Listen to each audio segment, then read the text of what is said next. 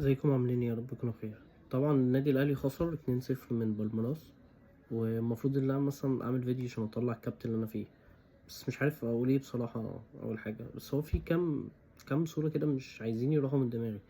الصوره بتاعت قفشه وهو بيشاور اللي هي ظهرت قدام منكم دلوقتي. يعني معلش، هو ده لعيب كوره مثلا؟ يعني ما اعرفش، بس يعني بيقول لك حتى يعني ايه، خليك قبل يعني الخط اللي قبل نص الملعب ما بتبقاش اوفسايد. والله بتكلم هادي، هو حتى فاهم عشان الواحد ما يتعصبش ولا اي حاجه. يعني على الاقل تبقى قبل نص الملعب ما بتبقاش اوفسايد.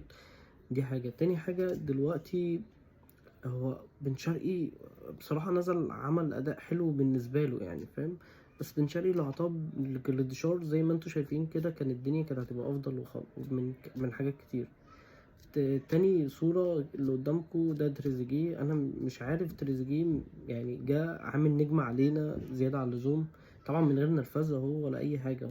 تريزيجيه عامل ليه نجم علينا؟ من يعني معلش، يعني تريزيجيه أنا حاسس إن هو راجع من المستوى بتاع 2013، الطمع، الولد الصغير اللي لسه مش عاقل. تريزيجيه اللي مش قادر يقف على الكورة. طب ليه؟ طب لو هو مش قادر يقف على الكورة نزلوه بن شرقي من الأول عادي، نزلوا حسين الشحات من الأول.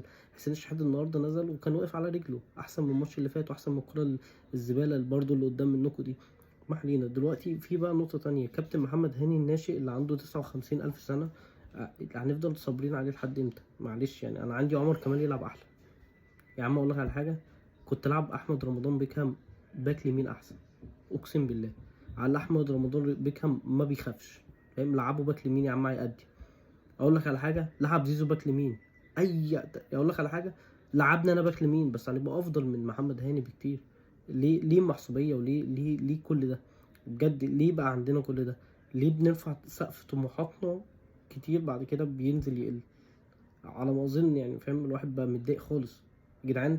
يعني لازم نعرفه لعيبه النادي الاهلي اللي فيه جمهور بيستنى اللحظه دي، بيستنى اللحظه اللي هي بتاعه الماتش، بيستنى لحظه فرحه وهي الجون. الاهلي غناها لكم او التراس اهلاوي غناها لكم، بس انتم ما بتفهموش للاسف.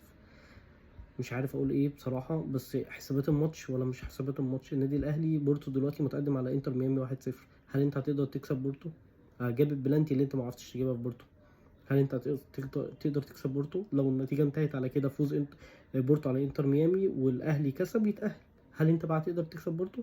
هل انت عندك الروح اللي انت تكسب بورتو؟ المفروض ان انت الاهلي وعلمتنا اللي مفيش مستحيل. بس للاسف اللعيبه مش عارفه يعني ايه قيمه النادي الاهلي.